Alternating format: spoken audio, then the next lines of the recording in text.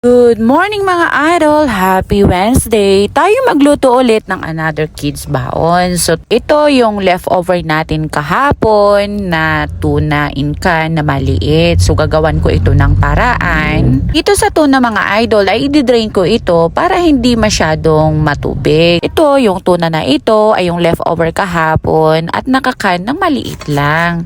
So dito mga idol sa gulay na ilalagay ko ay nag-create ako ng carrots at saka yung cabbage at naglagay din ako dito ng spring onion. So since hindi ko pala ma-grate yung repolyo, kaya chinap ko ng maliliit at dito naglagay ako ng konting breadcrumbs, flour, pepper, seasoning at yung isang itlog at salt at naglagay din ako ng konting cheese at hinalo ko yung tuna. Nagdagdag ako ng konting parmesan cheese. Dito pala mga idol, pag Wednesday kasi nila or scouting nila ay kailangan nilang magbaon ng yung snack is fruits and gulay for the lunch. So ito na lang yung naisip kong paraan para sa leftover na tuna kahapon.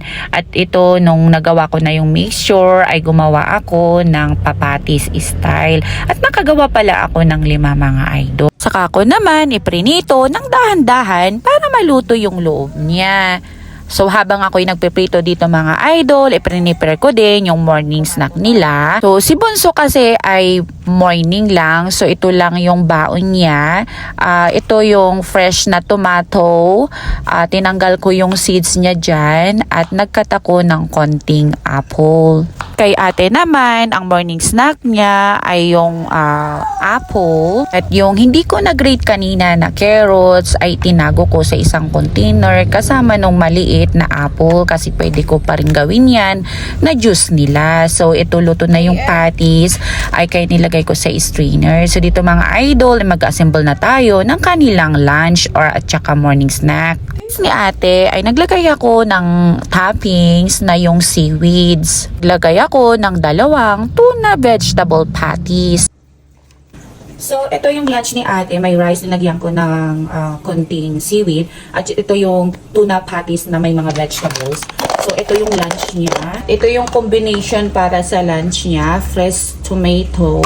So, dito sa tomato niya, since mainit pa yung mga rice at saka yung ulam niya, so, lalagyan ko ito ng ice para kahit pa paano ay hindi maluto. So, ayan. Dito, spoon and fork. Dito. So, yan ang lunch. So, ang morning snack naman ay itong apple, tsaka request niyang yogurt. At usual, naglalagay ako ng spoon and fork para sa yogurt and fruits. Also naman ay meron siyang fresh tomato at tsaka yung apple. So, naklang naman ang lagi niyang binabaon. At naglagay ako ng ice cubes. Ito yung reusable na ice cubes para at least malamig ko siya at fresh. At ito yung yogurt niya. Spoon and fork. So, eto ready na ang kanilang baon as usual kay ate at kay Bunso. So, ito yung sauce ng tuna, yung oil niya na natira. So, itatago ko to kasi pwede ko pa naman gawan ito ulit ng paraan. Sayang naman kung itapon ko yan.